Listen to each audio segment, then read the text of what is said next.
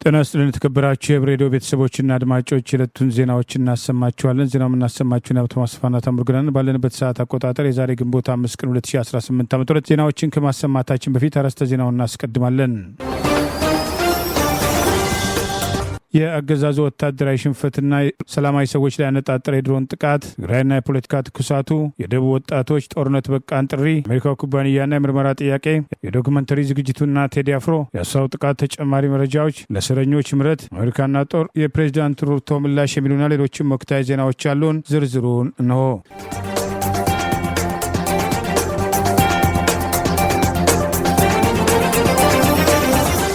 አገዛዙ በማህደረ ማርያም ከተማ በንጹሐን ሴቶችና ህጻናት ላይ ድሮን ጥቃት ማድረሱ ተገለጸ። በአማራ ህዝብ ላይ ጦርነት ያወጀ አብይ አህመድ አገዛዝ ስልጣን አስጠባቂ አየር ኃይል በዛሬው ዕለት ከደብረ ታቦር ከተማ በቅርብ ርቀት ያለችው ማህደረ ማርያም ከተማ ላይ የደመቀ የገበያ ቀን እንዳለ በመረጃዎቹ በኩል ማረጋገጡን ተከትሎ የድሮን ጥቃት መፈጸሙን፣ በዚህም ህጻናትና ሴቶችን ጨምሮ በርካታ ሰላማዊ ሰዎች መጎዳታቸው ተገልጿል። የአማራ ፋኖ ብሔራዊ ንቅናቄ ጎንደር ጠቅላይ ግዛት በላይዝ የሜጀር ጀነራል ውባንታ ባተ አንደኛ ኮር ህዝብ ግንኙነት እንዳጋለጠ ከፋኖ ጋር ተዋግቶ ድል ማስመዝገብ ያልቻለው አገዛዝ በሰላማዊ ሰዎች ላይ ድሮን ጥቃት መፈጸሙን፣ አገዛዙ በጦር ወንጀል ስልጣኑን ለማስቀጠል ንጹሐንን መጨፍጨፍ ተግባሩ ላይ መጠመዱን አስታውቋል። አገዛዙ አካባቢውን የጥቃት ኢላማ ያደረገው ከቀናት በፊት አለም በር ከተማ ላይ ባደረገው አውደ ውጊያ በፋኖ ያልጠበቀው ሰብአዊና ቁሳዊ ኪሳራ የደረሰበት ሲሆን በዚህም 13 ያገዛዙ ስልጣን አስጠባቂ ወታደሮች ሲደመሰሱ 6ቱ ቀላልና ከባድ የመቁሰል አደጋ የደረሰባቸው ሲሆን ከሰላማዊ ሰዎች ተጨማሪ የተማረኩትን ጭምር በድሮን መጨፍጨፉ ተገልጿል። በዛሬው ድሮን ጥቃት ከህፃናትና ሴቶች በተጨማሪ የአብነት ተማሪዎች በተለምዶ የቄስ ተማሪዎች የሚባሉት ያነጣጠረ ጥቃት ጭምር የሰነዘረ ሲሆን 4 ወዲያው ሲሞቱ ሌሎች ቀላልና ከባድ የመቁሰል አደጋ ማስተናገዳቸው ተገልጿል። የድሮን ጥቃት ወደ ገበያ እየተጓዙ የነበሩ አርሶ አደሮችንም ኢላማ ያደረገ፣ በዚህም ሴቶችና ህጻናትን ጨምሮ ንጹሐን የከተማ ነዋሪዎች በፋሽስቱ ጭካኔ መጨፍጨፋቸውን ዋንታ ባተኮር የህዝብ ግንኙነት ኃላፊ አርበኛ ሀቅ ያለው ጸጋ ባወጣው በዚሁ መረጃ ገልጿል። የአማራ ህዝብ የድሮን ጥቃቱን ተከትሎ አገዛዙ ያለ ጾታ ልዩነት፣ ያለ እምነት ልዩነት፣ ያለ ዕድሜ ልዩነት፣ ያለ ሙያ ልዩነትና ያለ ምንም ልዩነት አማራነታችን እንደ ወንጀል ቆጥሮ በጅምላ እየጨፈጨፈን እንደሚገኝ ሊገነዘብ ይገባል ያለ ሲሆን አማራው ከጠላቶቹ በላይ መጨከን፣ ከሚጠሉት በላይ መጥላትና በገንዘብ ተገዝቶ አማራነትን ከሚያንቋሽሽ ጠላት ጋር ከተሰለፈ ባንዳ ራሱን ማራቅና የአማራን ህልውና በውል መረዳት ምርጫ ሳይሆን ግዴታ እንደሆነ አውቀን ለትግሉ ክብር ልንሰጠው በፍጹም ቅንነት ልንታገል ይገባል በማለት አፋብን ጎንደር ጠቅላይ ግዛት በላይዝ ሜጀር ጀነራል ውባንታ ባተ ኮር ህዝብ ግንኙነት ኃላፊ ባወጣው በዚሁ መረጃ ጥሪ አቅርበዋል። ይህ በእንዲህ እንዳለ የአማራ ፋኖ ብሔራዊ ንቅናቄ ወሎ ቤተ አማራ ምኒልክ ዕዝ አሃድ የሆነው 105ኛ ኮር 29ኛ ክፍለ ጦር ከሀገር ጠሉ የብልጽግና ወራሪ ጦር ጋር ትናንት ግንቦት 4 ቀን 2018 በጠላት ላይ የሰነዘረውን ድንገተኛ ጥቃት ተከትሎ ድል መቀዳጀቱን፣ ጥቃቱ ተጠናክሮ መቀጠሉን ዛሬ ግንቦት 5 ቀን 2018 አፋብን ወሎ ቤተ አማራ ምኒልክ ዕዝ ህዝብ ግንኙነት መምሪያ ባወጣው ተጨማሪ መረጃ ገልጿል። ይህ በእንዲህ እንዳለ ትናንት ግንቦት 4 ቀን 2018 ዓ.ም በምዕራብ ጎንደር አዳኛ ሀገር ጫቆ ወረዳ በነጋዴ ባህር ከተማ በአማራ ፋኖ ብሔራዊ ንቅናቄ ጎንደር ጠቅላይ ግዛት በላይ ዕዝ መይሳው ካሳ 2ኛ ኮር ፊት አውራሪ ክፍለ ጦር በልዩ ተልዕኮ ኦፕሬሽን በተደረገ ጥቃት የኮሩ 4ኛ ሬጅመንት 2ኛ ሻምበል በአርበኛ መብራቱ አስረስ መሪነት ያገዛዙን ጥምር ሰራዊት ከንጋቱ 12 ሰዓት ጀምሮ ምሽግ ድረስ ዘልቆ መግባት ከፍተኛ ድል መቀዳጀታቸውና ታላቅ ጀብዱ መፈጸማቸው ተገለጸ።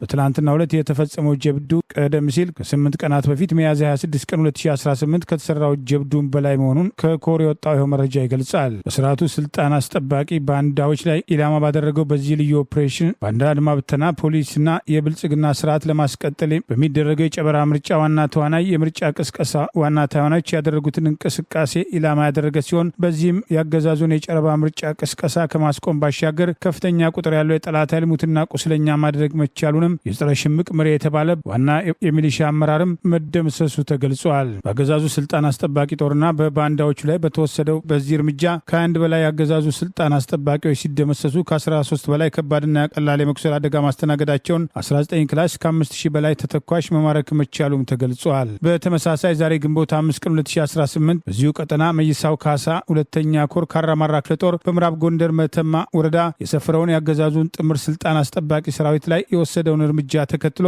በጠላት ላይ ከፍተኛ ሰብአዊና ቁሳዊ ኪሳራ በማድረስ የጠላትን የጨረባ ምርጫ እንቅስቃሴ ምርጫ ስራ ማወቅ መቻሉንም ገልጿል። ከአማራ ክፍለ ጦር በታቀደ ሁኔታ ቀሪ ቀጠናዎችን ነጻ ለማውጣት በተቀናጀ መንገድ እያደረገ ያለውን ውጊያ አጠናክሮ መቀጠሉን አፋብን ጎንደር ጠቅላይ ግዛት በላይዝ መይሳው ካሳ ሁለተኛ ኮር ህዝብ ግንኙነት ዛሬ ግንቦት 5 ቀን 2018 ባወጣው ተጨማሪ መረጃ ገልጿል።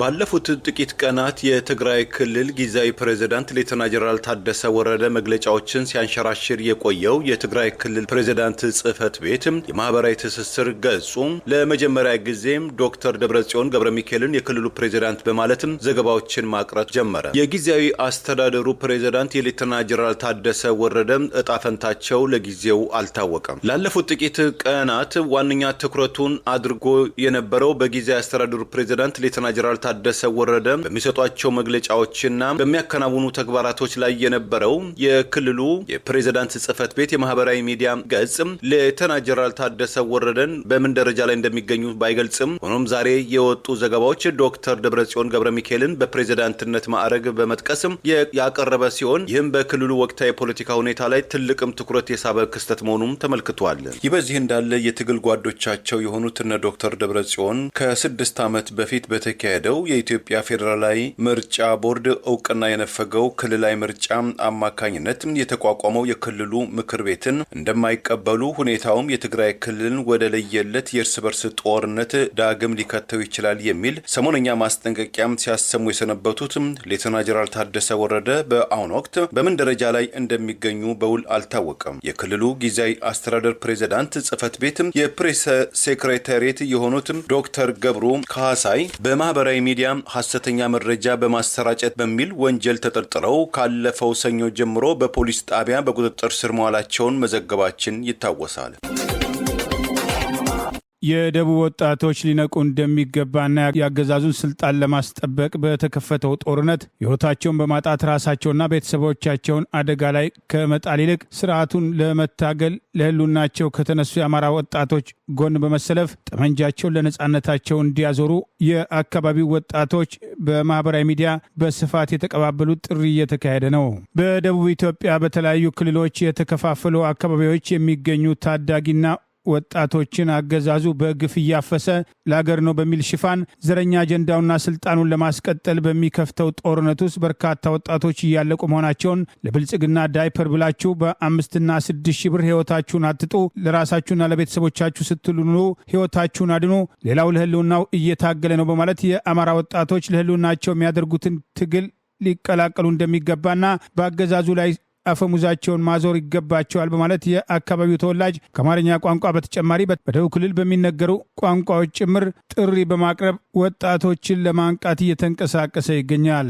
እንደዚህ ዘመን ግን ደቡቦች ግን እንደዚህ ያለቅንበት ዘመን አለ። እንደ ሀገር ግን ዝም ብለን ለምን እንሞታለን? እረ ብልጽግና ዳይፐር አንሆን እንንቃ። ሌላው ለህልውናው የታገለን አለው። አገርን አታጥፉ አትግደሉን ያሉ የታገሉን አሉት። እኛ ግን በ5 እና በ6 ሺህ ብር የብልጽግና ዳይፐርን ያለቅን ነው። እረ ራሳችንን እንጠይቅ። አገር ወዴት እየሄደች ነው ያለችው? ትናንትና እንዴት ነጻነት እንዳለን በየትኛውም ክልል በሰላም ለንግድም በረከትም ቤተክርስቲያን ለመካፈልም ይሁን መንፈሳዊ ጉዞው የትኛውንም ነገር ዩኒቨርሲቲ መራሷ እንደ ልባችን ምንሄድ አገር ነበረች። ዛሬ ላይ ግን እየፈረሰች ነው ያለችው። እንዴት ነው እስቲ እንደ ሀገር እንደ ዜጋኛ ራሳችንም አናየው? አማራ ለህልውናው የታገለ እየተዋጋ ነው ያለው። ለህልውናው ተዋጋ፣ ለህልውና ተዋጋ። ለብልጽግና ዳይፐሩን አትሙት። በቃ ራስን አንቃ። እስከ መቼ ነው እንደዚህ የጅብ ራት ምን ነው? አንድ ዞን አንድ ክልል እስቲ 56 ብሔር ብሔረሰብ አለ። አንድ እስቲ ዞን እስቲ የትኛው ወንድሞቻችን እስቲ እንደ ቅጠል ረገፉት እስቲ ምን ያክል ሰው ነው የሚባል እስቲ አሳፋሪ እኮ ነው። እንደ ሀገርም እንደ ክልልም እንደ ወረዳም በጣም የሚያሳፍር ነው። አገርን ለማዳን በሚል የውሸት ፕሮፓጋንዳ የብልጽግና ያሰማ ወንድሞቻችንን እያስጨረሰ ነው ያለው። ብልጽግና ስርዓቱን ከቻልካላ ስርዓቱን ተዋጋ። ዝም ብላላ የብልጽግና ዳይፐሩን አትሙት። ለ5,000 እና ለ6,000 ያላ ባጃጅ ስራ እንዳሰራ አስጨንቆይ መስመር ላይ እንዳሰራ አገዛዙ አለ አይደለ? ህጉ ከብዶ ጥሎ ልትር ትችላለህ። እስከ 12ኛ ክፍል ተምረ ዩኒቨርሲቲ ሲጠብቅ አገዛዙ አለ ውጤት ሰቅሎብህ የእርክ ልትሆን ትችላለህ። ግን አለ አይደለ? አፈሙዝን አዙርበት ከቻልክ ለሀገር የቆምክ ሆነ ቤተሰብህንም ራስህንም ለመጥቀም አይደለ የተማርከው? ለሀገርም ለመትረፍ እንግዲህ አሁን ትረፍ። አፈሙዝን አዙርና ለአገሪ በቃ ትረፍ። ለእናቴ ለቤተሰቦች ይጥቀማቸው። የብልጽግና ዳይፐር ሆናል። አማራ ቢላ ይዞ መጣ ነው፣ ትግራይ ቢላ ይዞ መጣ ነው። ብልጽግና የውሸት ፕሮፓጋንዳ ያሰማላ። ወንድሞቻችን እያለቁ ነው። ንጹሃን የደም መሬት ሆናለች ኢትዮጵያ። ኧረ ንቃ ለትርሲተ ጋሞናይቶ ዱተ ኮፕሊንግ ሺራ ወጥተ ኑናይታስ ጋትተ መከላከያ ቦላን ደጋናይታስ። ይህ በእንዲህ እንዳለ አገዛዙ ከዚህ ቀደም ባዶ ተስፋ በመስጠት ለጦርነት የማገዳቸውና አካል ጉዳት ደርሶባቸው የተመለሱ የሰራዊት አባላት በኦሮሚያ ክልል ደብረ ዘይት ወይም ቢሸፍቱ ከተማ አደባባይ ወጥተው ዛሬም ጠንካራ ተቃውሟቸውን አሰምተዋል። ህዝብ ይፍረደን ብለዋል። ቆስለው እንደ ቆሻሻ መጣላቸውን፣ ቃል የተገባላቸው እንዳልተሰጣቸውና ለችግር መዳረጋቸውን በቅሬታ አንስተዋል።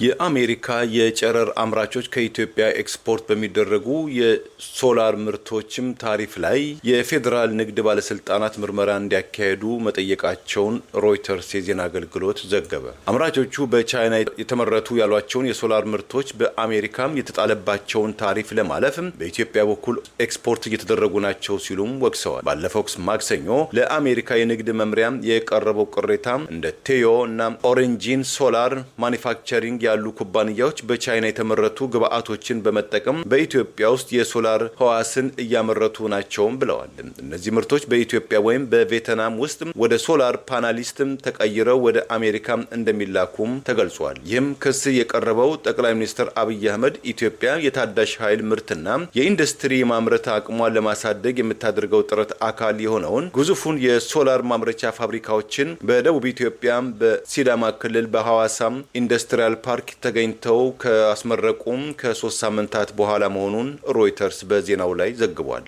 የመንግስት መገናኛ ብዙሃን እንደዘገቡት ሚያዝያ 17 2018 ዓ.ም የተመረቁት ፕሮጀክቶች የቶዮ ሁለተኛ ምዕራፍ ኦሬንጂን እና ሎሜንቴክ የሶላር ፋብሪካዎች እንደዚሁም ኤችዜድ የጋዝ ፋብሪካዎችን ያካትታል። እነዚህ የሶላር ፋብሪካዎች በጋራ በአመት 11.3 ጊጋዋት የንጹህ ኢነርጂ ቴክኖሎጂዎችን የማምረት አቅም ይኖራቸዋልም ተብሎ ተገምቷል። ጠቅላይ ሚኒስትር አብይ ሚያዝያ 17 2018 በማህበራዊ ትስስር ገጻቸው ባስተላለፉት መልእክት ዛሬ በሲዳማ ክልል ሐዋሳ ከተማ በሚገኘው የሐዋሳ ኢንዱስትሪያል ፓርክ የቶዮ ሁለተኛ ምዕራፍ የኦሬንጂን እና የሎሜንቲክ የሶላር ፋብሪካዎችን እንደዚሁም የኤችዜድ የጋዝ ፋብሪካ መርቀናል ብለዋል።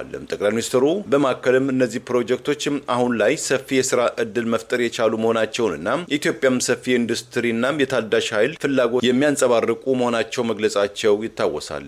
ሮይተርስ በዘገባው እንደገለጸው አቤቱታውን ካቀረቡት የአሜሪካ ድርጅቶች መካከል ፈርስትም ሶላር፣ የደቡብ ኮሪያው ሃንዋም ግሩፕ ቅርንጫፍ የሆነው ካውልሲም እና ሌሎችም 6 አነስተኛ አምራቾች የሚገኙበታል። ሁለቱ ግዙፍ ኩባንያዎች በአሜሪካ ውስጥ የሶላር ማምረት አቅማቸውን ለማሳደግ በቢሊዮኖችም የሚቆጠር ዶላር መዋለ ንዋይ ማፍሰሳቸውም ተዘግበዋል። እንደ አሜሪካም የንግድ ህግም ከሆነ ኩባንያዎቹ በምርቶቻቸው ላይ መጠነኛ ለውጦችን ብቻ በማድረግ በሶስተኛ ሀገራት በኩል ምርቶችን በመላክ የተጣለባቸውን የታሪፍ ክፍያ ማለፍ ወይም መሸሽም የተከለከለ ነው። ኢትዮጵያም በሶላር ኢንዱስትሪ ማምረት ረገድ ታዋቂ እየሆነች መምጣቷን የጠቀሰው ሮይተርስ የዜና አገልግሎት አሜሪካም ከ2017 አጋማሽ በፊት ከኢትዮጵያ ምንም አይነት የሶላር ምርት የማታስገባ ቢሆንም ባለፈው ዓመት መጨረሻ ላይ ግን ምርቱ ወደ 300 ሚሊዮን የአሜሪካን ዶላር ገደማም ከፍ ማለቱን በዘገባው ላይ አትቷል።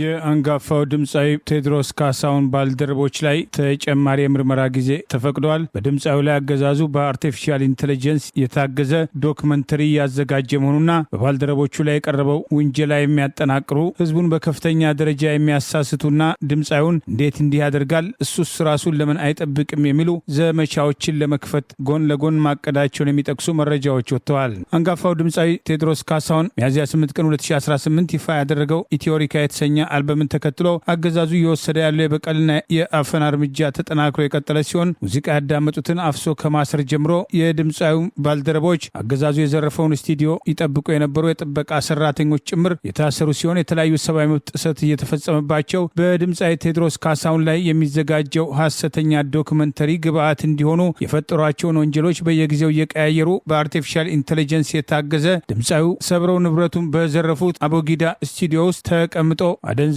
ሲጠቀም የሚያሳዩና ሌሎች ያልተገቡ ድርጊቶችን ፈጽሟል የሚሉ ወንጀላዎችን የሚያጠናክሩ የፈጠራ ድርሰቶችን መሰረት በማድረግ በአርቲፊሻል ኢንቴሊጀንስ አማካኝነት ይህንኑ እያቀናበሩና የመጨረሻ ከዚህ ቀደም አገዛዙ ከጂሃዳዊ ሐረካት ጀምሮ በየጊዜው ሲያደርጋቸው የነበሩ የፈጠራ ዶክመንተሪዎች በተሻለ በአርቲፊሻል ኢንቴሊጀንስ የታገዘ ዶክመንተሪ ሰርተን አገር ይፈርሳል ያለው በሐሺሽ እየናወዘ ነው የሚል አመለካከት በህዝቡ ዘንድ ማስረጽ አለብን የሚል ተራ ዕቅድ ይዘው እየተንቀሳቀሱ ሲሆን በተለይም በባልደረቦቹ ላይ የሰብአዊ መብት ጥሰት በመፈጸም በየጊዜው አዳዲስ ወንጀል እያደራጁ አይተናል፣ ሰምተናል፣ በቦታው ነበርን፣ ይህን አድርጓል ብሎ የተባሉትን እንዲሉ ጫናና ማስገደድ እያደረጉባቸው ሲሆን በኢትዮጵያ ህግ የተከለከሉ እንደ ኮኬን ያሉ አደንዛዥ እጾችን ጅምር ለድምፃዊ ቴዎድሮስ ካሳሁን እንሰጥ ነበር፣ ከተለያዩ ቦታዎች ተላልከን አቅርበናል የሚሉ ግለሰቦችና ሐሰተኛ ምስክሮችን ጭምር እያደራጁ መሆኑን የመጨረሻ ትዕዛዝ ከበላይ አለቆቻቸው እየጠበቁ ሲሆን የአገዛዙ የደህንነት መስሪያ ቤት ክንፍ የሆነው ኢንሳ ከፌዴራል ፖሊስ ጋር ግንባር ፈጥሮ ይህንኑ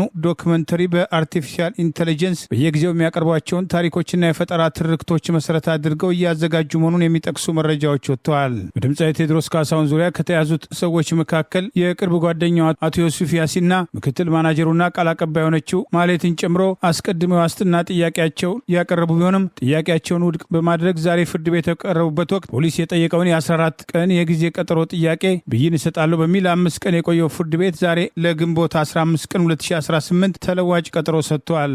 አገዛዙ በአገሪቱ ያለውን ተጨባጭ ሁኔታ መሰረት አድርጎ ድምፃዊ ቴዎድሮስ ካሳሁን ዳስጣል አንሳ የተሰኘ ሙዚቃውን መስራቱን ተከትሎ ሰላማዊ ሰዎችን ሙዚቃ አዳምጣችኋል በማለት በማፈስ የድምፃዊ ቴዎድሮስ ካሳሁን አቦጊዳ ስቱዲዮን በታጠቁ የፌዴራል ፖሊስ አባላት ጭምር በማዘረፍ በድምፃዊ ላይ ያደረሰ ያለው ጫናና የድምፃዊውን ባልደረቦች ሰብስቦ ማሰሩን ምክንያት በማድረግ ለአሜሪካ ውጭ ጉዳይ መስሪያ ቤትና ለተለያዩ ዓለም አቀፍ የሰብአዊ መብት ተሟጋች ድርጅቶች ድምፃዊን አስታኮ እየተወሰዱ ያሉ ጫናዎችና እርምጃዎች ተከታታይ ማብራሪያዎች በተለያዩ የዲያስፖራ አደረጃጀቶችና የመብት ተሟጋቾች እየተሰጠ መሆኑም ታውቋል። የዜጎችን የመናገር ነጻነት በመገደብ እሳቸው ብቻ ተናጋሪ የሆኑት ጠቅላይ ሚኒስትር አብይ አህመድ በቅርቡ በአንድ መድረክ ላይ ለንግግር ነጻነት ተቆርቋሪ መስለው ለመቅረብ የሞከሩ ሲሆን በዚሁ መድረክ መገናኛ ብዙሃን አርቲፊሻል ኢንቴሊጀንስን በአግባቡ መጠቀም አለባቸው ማለት መገናኛ ብዙሃን ውስጥ በርከት ያሉ ሰራተኞች ጭምር አያስፈልጉም የሚል አስተያየት መስጠታቸው አይዘነጋም። የድምፃዊ ቴዎድሮስ ካሳሁን ሙዚቃ ይፋ ከሆነ በኋላ አንድ ወር ባልሞላ ጊዜ ውስጥ ከ150 ሚሊዮን ጊዜ በላይ እይታ ያገኘ ሲሆን የነጻነት ደውል የተባለውና የህዝቡን እውነታ ያንጸባረቀበት ዳስጣል አንሳ የሚለው ዜማ ከ25 ሚሊዮን በላይ እይታን በድምፃዊው ኦፊሻል የዩቱብ ቻናል ያገኘ ሲሆን በሌሎች አማራጮችም ሙዚቃው የተደመጠ ይገኛል። የትግራይ ጊዜያዊ አስተዳደር የነበሩትና የተንሳፈፉት ስልጣናቸው በጠቅላይ ሚኒስትሩ ለአንድ ዓመት ተራዝሟል የተባሉት ሌተናል ጀነራል ታደሰ ወረደ ከፍተኛ ብስጭት ውስጥ መሆናቸውን የህወሓት ያልተጠበቀ ወታደራዊ ቁመና በአገዛዙ በኩል ስጋት እንደፈጠረና ከጀነራሉ በማፈግፈግ ውስጡን ከህወሓት ጋር መደራደር ፍላጎት እንዳለው የሚያሳዩ የሚጠቅሱ መረጃዎች መውጣት ጀምረዋል። የትግራይ ጊዜያዊ አስተዳደር ፕሬዚዳንት አድርጌ ለአንድ ዓመት ስልጣኖትን አራዝም ያለው ያሉት ጠቅላይ ሚኒስትር አብይ አህመድ ህወሓት በ2012 ዓ ም የነበረውን ምርጫ ታሳቢ ማድረግ የፕሪቶሪያው ስምምነት ፈርሷል ብሎ ምክር ቤቱን ዳግም ካዋቀረና ዶክተር ደብረጽዮን ገብረ ሚካኤል የህወሓት ሊቀመንበር የትግራይ ክልል ፕሬዚዳንት ሆነው ከተሾሙ በኋላ የጠቅላይ ሚኒስትሩ አስተዳደር ሌተናል ጀነራል ታደሰ ወረደን ሰጥቼ ያለው ሹመት ቀርቶ በአየር ላይ ሲንሳፈፉ ዝምታ የመረጠው ውስጡን ከህወሓት ጋር ችግሮችን ለመፍታት ለመደራደር ማሰቡን ተከትሎ ነው የሚሉ ይህንኑ ተከትሎ አንዳንድ እንቅስቃሴዎች እንዳሉ የሚጠቅሱ መረጃዎች መውጣት ጀምረዋል።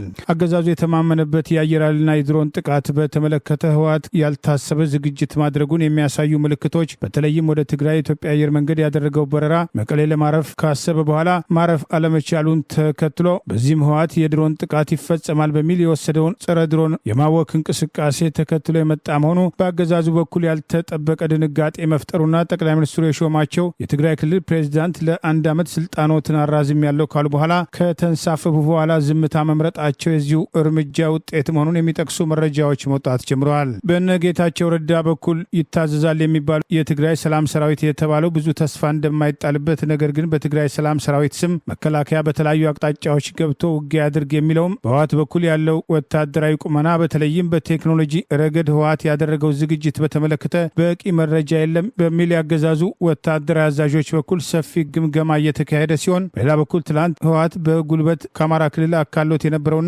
ተፈናቃዮችን አስመልሳለሁ በሚል ታጣቂዎቹን ጭምር ባሰፈረበት ማይጠብሪ የነጌታቸው ረዳ የሰላም ሰራዊት አካባቢውን እንዲቆጣጠር ያደረገው የጠቅላይ ሚኒስትሩ አገዛዝ ብልጽግናን ተማምኖ ወልቃይትን ለህወሓት አስቀድሞ በጉልበት ተቆጣጥሮት የነበረውና ህዝቡ በነጻነት ያስከበረውን አካባቢ ለህወሓት መልሶ አይሰጥም በሚል የተማመኑት አገዛዝ ለነጌታቸው ረዳ ታጣቂዎች አካባቢውን አሳልፎ መስጠቱ ቅሬታ እያስነሳ ሲሆን፣ ይህንኑ ተከትሎ እነ ኮሎኔል ደመቀ ዘውዱ በጉዳዩ ላይ መግለጫ ለመስጠታቸው ጥያቄ አስነስተዋል። ከዚህ ቀደም ህወሓት በሱዳን ውስጥ ጸረ ድሮን ተግባር የሚፈጽሙ ታጣቂዎችን ስልጠና ሲሰጥ እንደነበር ሲነሳ የነበረው ሰሞኑን በተግባር መታየት መጀመሩና የትግራይ ክልል ምክር ቤት በተካሄደበት ወቅት ጀትና ድሮን ለማስነሳት የሞከረው አገዛዝ ከዚያም በኋላ የተወሰኑ የድሮን ቅኝቶች ለማድረግ ቢሞክርም ለቅኝት የተላኩት ድሮኖች ተገቢውን መረጃ እንዳይሰበስቡ በህወሓት በኩል የተወሰደው የጸረ ድሮን መረጃ የማዛባት እርምጃ በአገዛዙ በኩል ያልተጠበቀ ጥያቄ ማስነሳቱና ጦርነቱን ተከትሎ ህወሓት ጸረ ድሮን ብቻ ሳይሆን ድሮን ሊጠቀም የሚችልበት እድል ይኖራል የሚል ስጋት መነሳቱም ታውቋል።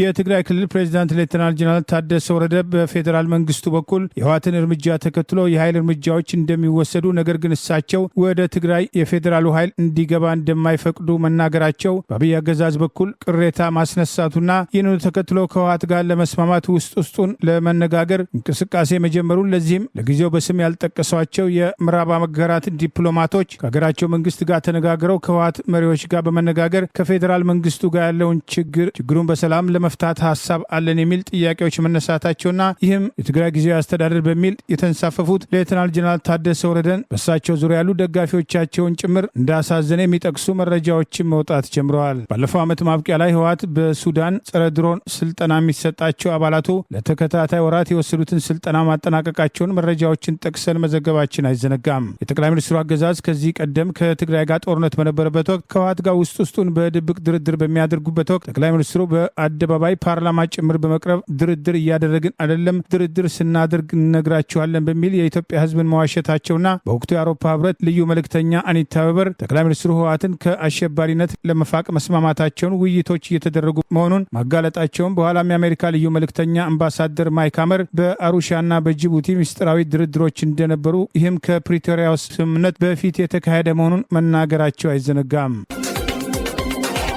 በቤንሻንጉል ጉሙዝ ክልል ወደ ግልገል በለስ ከተማ በመጓዝ ላይ በነበረ የህዝብ ማመላለሻ አውቶቡሶችና ሌሎችም ተሽከርካሪዎች ላይ በትላንትና ማክሰኞ ጠዋትም ታጣቂዎች ባደረሱትም ጥቃትም እኛም እንደዘገብነው ቢያንስም 30 ሰዎች መገደላቸውና በርካታዎች መቁሰላቸውን የአይማኞችና የአካባቢ የፓርላማ ተወካይ ለኢትዮጵያ ኢንሳይደር ገለጹ። የትላንቱን ጥቃት በተመለከተ መረጃም እንደደረሰው የገለጸው የኢትዮጵያ ሰብአዊ መብቶች ኮሚሽን ኢሰመኮም ክስተቱን ባለሙያ መድቦ በማጣራት ላይ እንደሆነም አስታውቋል።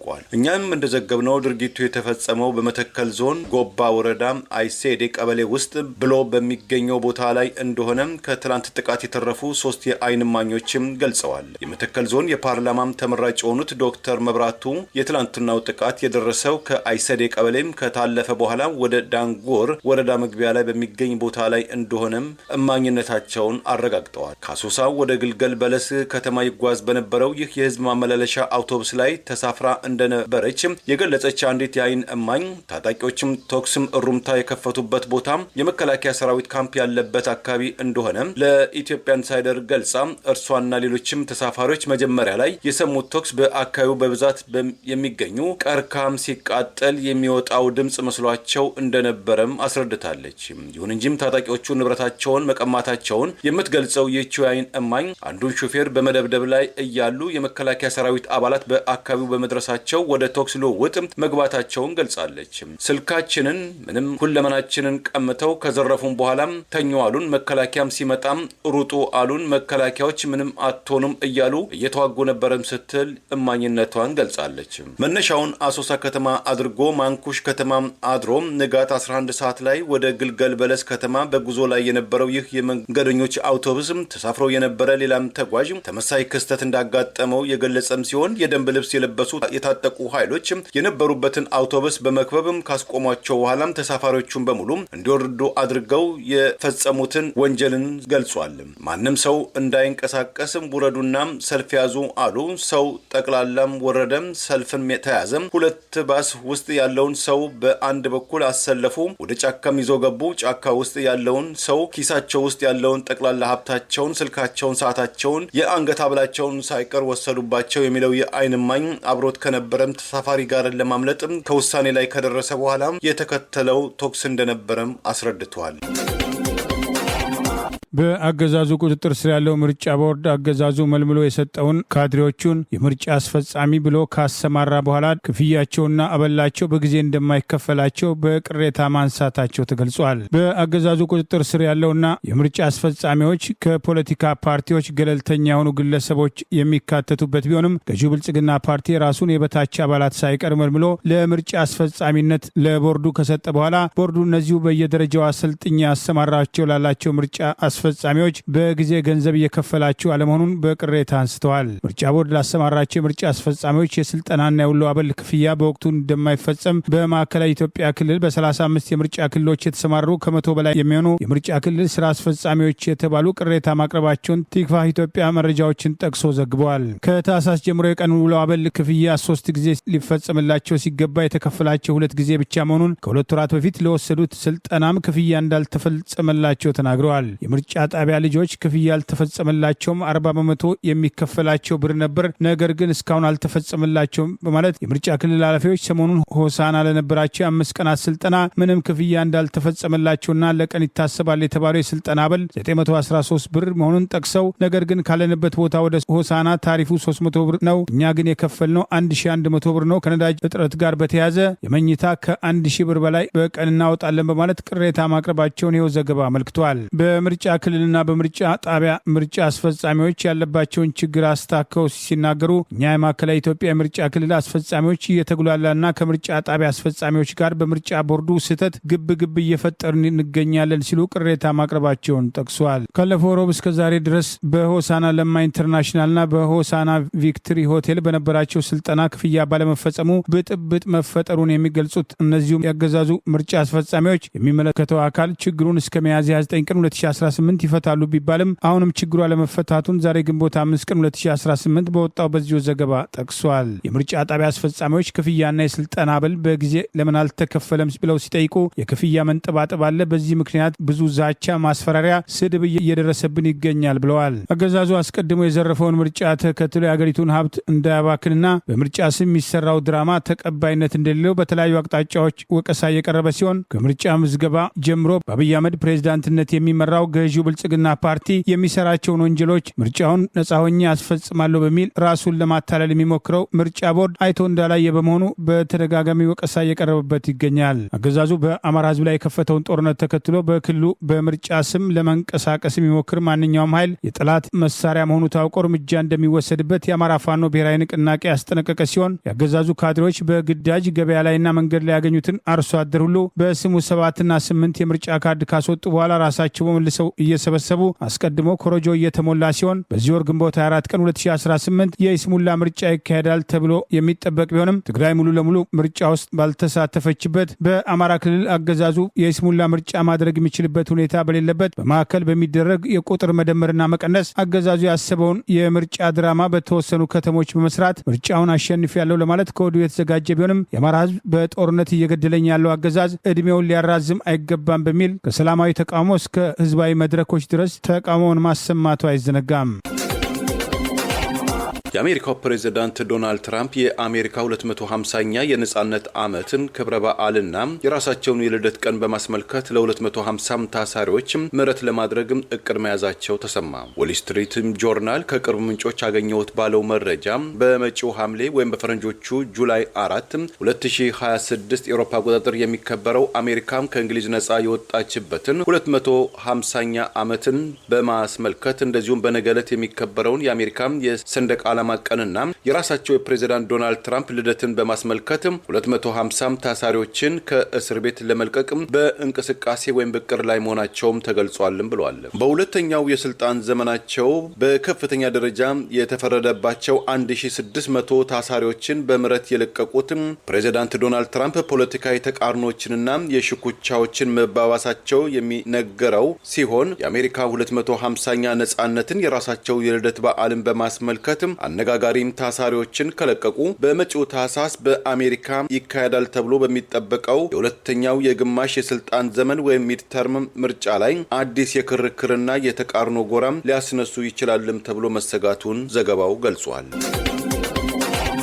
በኢትዮጵያ ሰላማዊ ሰዎችን እየጨፈጨፈ የሚገኘውን ዘረኛ አጀንዳ ይዞ ተልኮ የሚንቀሳቀሰውን የአገዛዙን ስልጣን አስጠባቂ ጦር ህዝብን ከድተው ለአገዛዙ ማደራቸው በተደጋጋሚ ወቀሳ የሚያስከትልባቸው ብርሃኑ ነጋ ኢትዮጵያን የሚመስል መከላከያ ተገንብቷል ማለታቸው ዳግም መነጋገሪያ ሆነዋል። የጠቅላይ ሚኒስትር አብይ አህመድ አገዛዝን በመደገፍ ገና ከጠዋቱ አብይና ለማ ያሻግሩናል እመኑ በማለት ህዝቡን ለማጃጃል የሞከሩትና የኢትዮጵያ ህዝብን እምነት በመካድ ለስልጣንና ለአገዛዙ በማደራቸው ተደጋጋሚ ወቀሳ የሚቀርባቸው የአገዛዙ የትምህርት ሚኒስትር ዶክተር ብርሃኑ ነጋ ከገዢው ፓርቲ የሚዲያ ተቋማት አንዱ ፋና ጋር ባደረጉት ቃለ መጠይቅ የጦር ወንጀልና የዘር ማጥፋት የፈጸመውን ሰራዊት ኢትዮጵያን የሚመስል መከላከያ ተገንብቷል ማለታቸው መነጋገሪያ ሆነዋል። ህወሓት ሀገር ሊያፍርስ ስለነበር ከኤርትራ ጋር መስራታቸውን ትክክል አድርገው ለማቅረብና በተቃራኒው በአሁኑ ወቅት ከኤርትራ ጋር የሚሰሩ ወገኖችን ለመውቀስ የሞከሩት ዶክተር ብርሃኑ ነጋ አለቃቸው አብይ አህመድ በስራቸው ጣልቃ እንደማይገባና በነጻነት እንደሚሰሩ የግንቦት ሰባት መሪ በነበሩበት ወቅት ለኢትዮጵያ ጉዳይ ተቆርቋሪ ለኢትዮጵያ ህዝብ መብት ተከላካይና ተሟጋች የነበሩበትና ስልጣን ካገኙ በኋላ ለአገዛዙ በማደር የገዛ ጓዶቻቸውን የካዱ ያመናቸውን የኢትዮጵያ ህዝብ መካዳቸው በተደጋጋሚ ወቀሳ የሚያስከትልባቸው ቢሆንም ዛሬም ሰላማዊ ሰዎችን የሚጨፈጭፈውና በዓለም አቀፍ ተቋማት ጭምር ስሙ በጦር ወንጀልና በዘር ማጥፋት የሚነሳውን የአብይ አገዛዝ ስልጣን አስጠባቂ ሰራዊት ኢትዮጵያን የሚመስል መከላከያ ተገንብቷል በማለት ቀደም ሲል በህወሓት የበላይነት በነበረው ኢህአዴግ ወቅት የነበረው መከላከያ የከፋ ተግባር ጭምር እየፈጸመ ያለውን የኦሮሞ ብልጽግና ፓርቲ ጉዳይ አስፈጻሚ የሆነውን መከላከያ ለማወደስ ሞክረዋል። ዲያስፖራውን ለአገር ታግዬ አታግላለሁ በማለት ከፍተኛ ሀብት በመሰብሰብ እሳቸውና ጓዶቻቸው የግል ሀብታቸውን በማካበት ለአገዛዙ በማደር ክደት በመፈጸማቸው ተደጋጋሚ ወቀሳ የሚቀርባቸው ዶክተር ብርሃኑ ነጋ ከኤርትራ ጋር እሳቸው የሰሩበትን ዘመን ቅዱስ በማድረግ የአብይ አገዛዝ ከኤርትራ ጋር ይሰራሉ ብሎ የሚወነጅላቸውን ህወሓትና ፋኖን የማይገናኙ ኃይሎች እንደተገናኙ አድርገው ለማቅረብና ዘይትና ውሃን ለመቀላቀል መሞከር በማለት ለመሳለቅ ሞክረዋል። ህወሓትን የተቃወምነው ኢትዮጵያን ይገነጥላታል ብለን ነው። ብልጽግና ደግሞ ኢትዮጵያን ይገነጥላታል ብለን አናምንም። ሻዕቢያ ደግሞ ህወሓትን ይጠላል። እነዚህ ኃይሎች ውሃና ዘይት ናቸው። በተመሳሳይ አማራ ብሔርተኞች ጋርም ውሃና ዘይት ናቸው። እነዚህ ኃይሎች በአንድ ተሰባስበው ሲታገሉ ምን የጋራ ዓላማ ለማሳካት ነው ብለን እንጠይቃለን በማለት ራሳቸውን ጻድቅ ለማድረግና አገሪቱን ለመክፈል እየተንቀሳቀሰ የሚገኘው የጠቅላይ ሚኒስትር አብይ አህመድ ዘረኛ አገዛዝ ለማወደስ መሞከራቸው በመጨረሻው ዕድሜያቸው ዘመንም የኢትዮጵያ ህዝብን እንደካዱና ለስልጣንና ጥቅም ሲሉ እውነቱን እያወቁ ህሊናቸው ላይ ተኝተዋል የሚሉ ወቀሳዎች አስከትሎባቸዋል። የኢትዮጵያ ወጣቶችን ተስፋ በመግደል አገዛዙ የሚከተለውን የጦርነት አጀንዳ በመደገፍ በአማራ ህዝብ ላይ ግልጽ ወረራ እንዲደረግ ተለጣፊው ኢዜማ ጭምር የበኩሉን አስተዋጽኦ ማድረጉ በወቀሳ ሲነሳ የቆየ ሲሆን የዶክተር ብርሃኑ ሱቅ የሚባለው ተለጣፊው ኢዜማ ጭምር አስተዋጽኦ ማድረጉ ሲጠቀስ የቆየ ሲሆን ይህንኑ ሀሳባቸውን የሚያጠናክርና ሰላማዊ ሰዎችን የሚጨፈጭፍ የዘር ማጥፋት እርምጃ የሚፈጽም በጦር ወንጀል የሚጠየቀውን ሰራዊት ለማወደስ መሞከራቸው ኢትዮጵያን አፍርሰን ታላቂቱን ኦሮሚያን ገነባለን የሚለው የጠቅላይ ሚኒስትር አብይ አህመድ ኦሮሞ ብልጽግና ፓርቲ ዋና አጀንዳን ዛሬም የኢትዮጵያ ህዝብ ተቆርቋሪ አድርገው ለማቅረብ መሞከራቸው ክህደታቸው እስከ ዕድሜያቸው ፍጻሜ ተከትሏቸው ይዘልቃል የሚሉ ወቀሳዎችና ትችቶች አስከትሎባቸዋል። ዶክተር ብርሃኑ ነጋ በጠዋቱ የጠቅላይ ሚኒስትሩ አገዛዝ እየሄደበት ያለው አካሄድ ትክክል አይደለም የሚሉ ወቀሳዎች በቀረቡበት ወቅት በአደባባይ ለማና አብይ ወደ ዲሞክራሲያዊ ስርዓት ያሻግሩናል እናምናቸዋለን በማለት ከህግ አግባብ ውጭ ይወሰዱ የነበሩ እርምጃዎችን ጭምር እሳቸውና ጓዶቻቸው የኢትዮጵያ ህዝብን በመካድ ለስርዓቱ የሰጡት ያልተቆጠበ ድጋፍ ህግ ካለ በህግ ባይኖር በታሪክ ፊት ጭምር እንደሚያስጠይቃቸው በተደጋጋሚ ሲነሳ ቆይተዋል። ወጣቶችን ለጦርነት የሚማግደው አገዛዝ ብሔራዊ ፈተና ከ95 በመቶ በላይ ተማሪዎች እንዲወድቁ የሰጠውን ትዕዛዝ በማስፈጸም ብቁ ተላላኪነታቸውን ያስመሰከሩት የትምህርት ሚኒስትሩ ዶክተር ብርሃኑ ነጋ አብይ አያዘኝም ስራዬን በነጻነት ነው እምሰራው ለማለት መሞከራቸው ጨፍኑ ላሞኛችሁ ነው የሚል ወቀሳማ አስከትሎባቸዋል። የአሜሪካ አስተዳደር በቀድሞ ፕሬዝዳንት ጆ ባይደን አስተዳደር ዘመን በኢትዮጵያ ላይ ጥሎት የነበረውን የጦር መሳሪያ ማዕቀብ ማንሳቱን አስታወቀ። በአሜሪካ የውጭ ጉዳይ ሚኒስቴር የአገር ውስጥ መከላከያ ንግድ ቁጥጥር ዳይሬክቶሬት ባለፈው ሰኞ ግንቦት 3 2018 ዓ.ም እንዳስታወቀው በኢትዮጵያ ላይ ይከተል የነበረውን የክልከላም ፖሊሲ በማንሳት አሁን ላይ በዓለም አቀፍ የጦር መሳሪያ ዝውውር ደንብ በእንግሊዝኛው ምህጻረ ቃል ኢታር ቁጥጥር የሚደረግባቸውና ከኢትዮጵያ ጋር የተያያዙ የፍቃድ ማመልከቻዎች በየተራ እየገመገመ ይገኛል ብለዋል። ይህንን ተከትሎ በቅርቡ በሚወጣው የደንብ ልውውጥ ኢትዮጵያ በዓለም አቀፍ የጦር መሳሪያ ዝውውር ደንብ ኢታር 126.1 ዝርዝር ውስጥ ከሚገኙ አገራት ተርታ እንድትሰረዝ የሚያደርግ መሆኑን ተጠቅሷል። ይህ ደንብ በአሜሪካ ማዕቀብ ስር የሚገኙ የተወሰኑ አገራት ለመከላከያ ሰራዊት፣ ለፖሊስ፣ ለደህንነትና ሌሎችም የአገር ውስጥ የጸጥታ ኃይሎቻቸው የሚሆኑ የመከላከያ ቁሶችን እና አገልግሎቶችን ከውጭም ገዝተው ማስገባትም ሆነ ወደ ውጪ አገራት መላክም እንዳይችሉ የሚከለክል እገዳ መሆኑን ይታወቃል። ኢትዮጵያም በደም አፋሳሹ የሰሜን ኢትዮጵያ ጦርነት ወቅት ከነበረው የትግራይ ክልል ጦርነት ጋር በተያያዘ ላለፉት 4 ዓመታት በዚህ ላይ ማዕቀብ ተጥላ ወይም ወድቆባት መቆየቱም ይታወቃል። የኬንያው ፕሬዝዳንት ዊሊያም ሩቶ አስተዳደራቸው በጎረቤት ሱዳን ውስጥ የፈጥኖ ደራሽ ታጣቂ ቡድን በእንግሊዝኛው ምህጻረ ቃል RSFን ትደግፋለች መባሉን መሰረተ ቢስና ከእውነታው የተጣረሰ ሲሉ አስተባበሉ። ዛሬ ላይ እርስ በርስ ጦርነት የሚናጡትም የሱዳን ተፋላሚዎች የአንድ ጨርቅም ቁራጮች ናቸው ሲሉ ዊሊያም ሩቶም ተናገሩ። ከፈረንሳዩ ፍራንስ 24 ቴሌቪዥን ጋር ናይሮቢ ውስጥ ዛሬ ቃለ ምልልስ ያደረጉት ፕሬዝዳንት ሩቶ ከሱዳን መከላከያ ሹሙ ሌተና ጀነራል አብዱል ፈታህ አልቡርሃን አገዛዝ በኩል በRSFን ይደግፋሉም ተብሎ የቀረበባቸውን ውንጀላ ፍጹም ሐሰተኛ ነው። ይህ አይነቱ ውንጀላዎች በግራም ሆነ በቀኝ የተሰለፉ ወገኖች በተለያዩ አገሮች ላይ የሚያቀርቡት ተራ ውንጀላ አካል ነው። ለምሳሌ ያህል የተባበሩት አረብ ኤሚሬትም ተወንጅላለች፣ የቀረ አገር የለም። እነዚህ ውንጀላዎች መሰረት ቢስ ናቸው፣ ድጋፍም የላቸውም ብለዋል። አገራቸው ኬንያ ከፈረንሳዩ ፕሬዝዳንት ኢማኑኤል ማክሮን ጋር በመሆን ከግንቦት ወይም ሜይ 11 እስከ ሜይ 12 2026 ባስተናገደችው የአፍሪካ ወደፊት አፍሪካን ፎርዋርድ ሰሚት ጉባኤን በተጠናቀቀ ማግስት ላይ ፈረንሳይ ቴሌቪዥን ጋር ቃለ ምልልስ ያደረጉት ፕሬዝዳንት ዊሊያም ሩቶ እነዚህ ሁለት የሱዳን ተፋላሚዎች ከፈረንጆቹ 2019 አውሮፓ አቆጣጠር በሱዳን በተካሄደው የሲቪሊያን ሽግግር መንግስት መፈንቅለ መንግስት ላይ የተሳተፉ የአንድ ጨርቅም ቁራጮችና ሱዳንን በክፍለ ዘመኑ ለከፋ የውድቀት አዘቅት የከተቱ ቡድኖች ናቸው። ማንም ወገን በሱዳን የሚታየውን እልቂትም እንደ ህፃን ማሳደግም ሊያባብለው አይገባም፣ ወሳኝ ንግግር ያሻልም ብለዋል። አገራቸው ኬንያም ከግብጽም ከሳውዲ አረቢያም ከተባበሩት አረብ ኤሚሬትና ከአሜሪካ ጋር በመሆን የሱዳን የእርስ በርስ ጦርነት እንዲቋጭ ያልተሳካ ጥረት ማድረጋቸውን የገለጹት ፕሬዝዳንት ዊሊያም ሩቶ በሰሞነኛው የኬንያው አፍሪካውያን ተኮር ስብሰባ ላይ ከግብጹ አቻቸው ከፕሬዝዳንት አብዱል ፈታህ አልሲሲ ጋር በጎንዮሽ ስለ ሱዳን ዘላቂ ሰላም ማምጣትና ሁለቱን የሱዳን የጦር አበጋዞችን ወደ ጠረጴዛ ዙሪያ ዳግም በመጋበዝ በኩል በፕሬዝዳንት አልሲሲ ጋር በሐሳብ ደረጃም ስምምነት መደረሱን ገልጸው ይህም የሚደረገው የሱዳን ጦርነትም ከአገር ውስጥ ጦርነት አልፎም ኬንያን፣ ግብጽን፣ ቀጠናውን በመጉዳቱ ኃላፊነት ስለሚሰማን ነው ብለዋል። ሐሜታዎችና አሉባልቶች የራሳቸው ቦታ እንዳላቸው ያልሸሸጉት የኬንያው ፕሬዝዳንት ዊሊያም ሩቶ ነገር ግን ዋነኛ ተጠቂዎቹ የሱዳን ልጆች፣ እናቶች፣ ቤተሰቦች ናቸው። የመወነጃጀሉም ጨዋታ ወይም በእንግሊዝኛው ብሌም ጌምስ ጣት መከሳሰሩ የቱን ያህል ቢፋፋምም መፍትሄ አያመጣም ያሉት ፕሬዝዳንት ዊሊያም ሩቶም እውነተኛ ፍትህ ሊመጣም የግድ ይላል በማለትም የመንግስታቸውን አቋም ገልጸዋል። የአርኤስኤፍም ባለስልጣናትን ናይሮቢ ውስጥ ማስቀመጣቸውን በተመለከተ ኬንያ ዲሞክራሲያዊ ግልጽነትን እንጂ የፖለቲካ ጨዋታን አትጫወትም በማለት ከሱዳን ወታደራዊ ባለስልጣናት በኩል ኬንያ አፍቃሪ አርኤስኤፍ ነች የሚለውን ወቀሳም አስተባብለዋል። ቬጋስ ትዘምር ታላቅ መንፈሳዊ ጉባኤ። በጉባኤ መካከል አመሰግናለሁ መዝሙር 21-22 ቬጋስ ትዘምር ልዩ የምስጋና መንፈሳዊ ጉባኤ በላስ ቬጋስ በእርግተ በዓል ዋዜማ ግንቦት 12 ቀን 2018 ዓ.ም ወይም ሜይ 20 2026 ዓ.ም ከ5 ፒኤም ጀምሮ በደብረ ምህረት ቅዱስ ሚካኤል የኢትዮጵያ ኦርቶዶክስ ተዋሕዶ ቤተክርስቲያን የሚካሄድ ሲሆን በከተማ የሚገኙት አብያተ ክርስቲያናት ካህናት አባቶች፣ በርካታ ዘማሪያና የሰንበት ትምህርት ቤት አገልጋዮች በተገኙበት መርሃ ግብሩ ይካሄዳል። በዕለቱ ሁላችንም በመላእክት ስርዓት ነጭ ልብሳችንን ለብሰን በደብረ ምሕረት ቅዱስ ሚካኤል ቤተክርስቲያን እንገናኝ በማለት የቤተክርስቲያኑ አባቶች ጥሪ አቅርበዋል። ቬጋስ ትዘምር ታላቅ መንፈሳዊ ጉባኤ። ለዛሬ ያሉን ዜናዎች እነዚህ ናቸው። ዜናውን ስታደምጡ ለቆያችሁ የህብር ሬዲዮ ቤተሰቦችና አድማጮች ምስጋናችን ይድረሳችሁ። የህብር ሬዲዮ ኦፊሻል ዩቲዩብ ቻናላችንን ሰብስክራይብ ያላደረጋችሁ ሰብስክራይብ በማድረግ በተጨማሪም የደውል ምልክቱን በመጫን የህብር ሬዲዮ ቤተሰብ እንድትቀላቀሉ በአክብሮት እንጋብዛለን። እንደ ወትሮ ሁሉ የህብር ሬዲዮ ቤተሰቦች ፕሮግራሞቻችንን ላይክ በማድረግ ሼር በማድረግ አስተያየቶቻችሁን በመስጠት አብሮነታችሁን እንድትገልጹ በአክብሮት እንጠይቃለን። ከቻናላችን በተጨማሪ በአገር ቤት በአማራ ሳት ኤቢሲ በሚተላለፍበት ሳተላይት ታገኙናላችሁ። በድጋሚ እናመሰግናለን። ጤና ይስጥልን። ቸር እንቆይ።